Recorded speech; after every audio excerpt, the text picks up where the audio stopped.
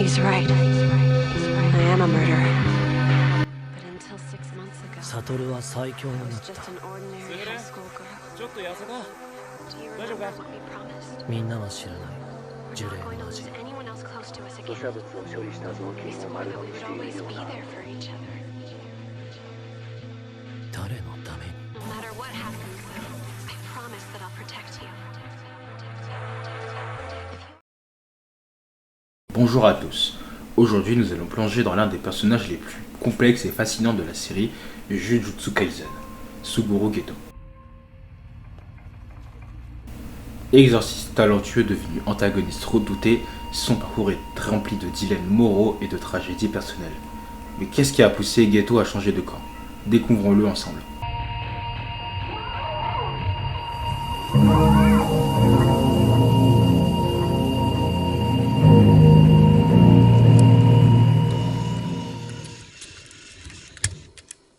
Suguru Geto était un exorciste exceptionnel, étudiant dans un lycée aux côtés de son meilleur ami Gojo Satoru ainsi que Nanami et Aibara.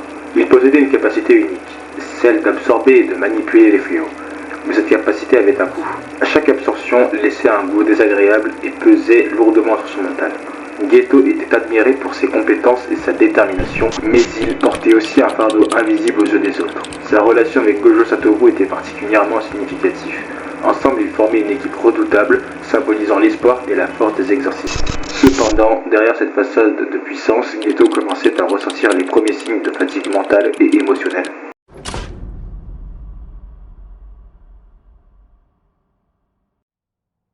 Jutsushi というマラソンゲーム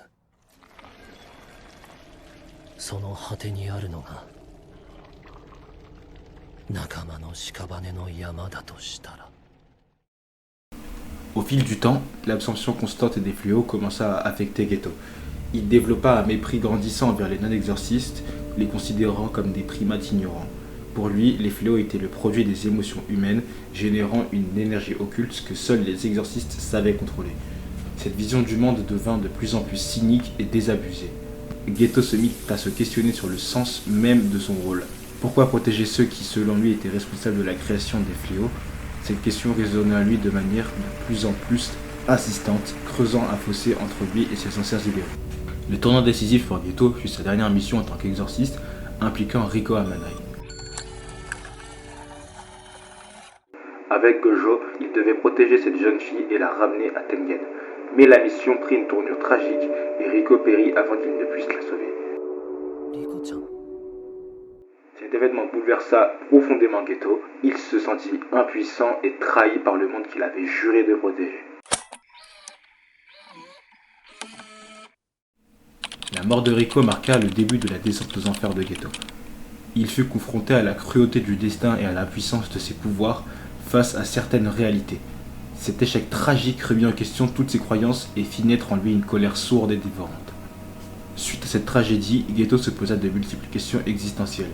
Il comprit que le rôle d'exorciste n'était qu'un marathon de souffrance et de perte. Dégoûté par les humains et leurs faiblesses, il décida de quitter l'école des exorcistes.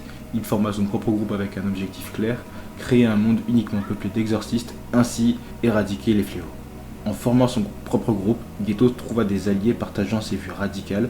Ensemble, ils commencèrent à élaborer des plans pour réaliser leur vision utopique d'un monde sans non-exorcistes. Mais cette quête de pureté l'entraîna dans une spirale de violence et de manipulation. Les motivations de Geto allaient au-delà du simple antagonisme. Il voulait purger le monde de ce qu'il percevait comme la laideur humaine.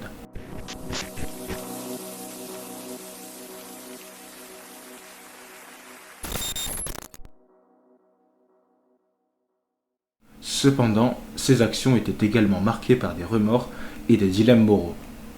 Il est important de noter que, malgré sa haine, Geto est un personnage tourmenté et tiraillé entre ses convictions et ses émotions. Ses interactions avec d'anciens camarades et ses réflexions sur son passé montrent un homme en lutte contre ses propres démons.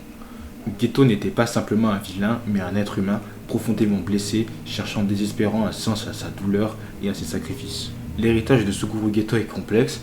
Ses actions et ses choix ont profondément influencé l'univers de Jujutsu Kaisen. Sa relation avec Gojo Satoru jusqu'à sa mort reste l'un des éléments les plus poignants de la série. En fin de compte, Geto est un personnage qui illustre parfaitement les nuances et les complexités morales que peuvent apporter les antagonistes dans les récits de shonen. Sa mort laissa une marque indélébile sur Gojo et les autres exorcistes. Les répercussions de ses actions continuent de se faire sentir, soulignant l'impact durable qu'un personnage complexe comme Geto peut avoir sur une histoire. En résumé, Suguru Geto est un personnage profondément marqué par ses expériences et ses choix. Son parcours de héros à antagoniste nous rappelle que même les personnages les plus puissants peuvent être vulnérables au traumatisme et aux dilemmes moraux. Pensez-vous que les actions de Geto sont justifiables ? Laissez vos commentaires ci-dessous et n'oubliez pas de vous abonner pour plus d'analyses sur Jujutsu Kaisen. Merci d'avoir regardé et à la prochaine.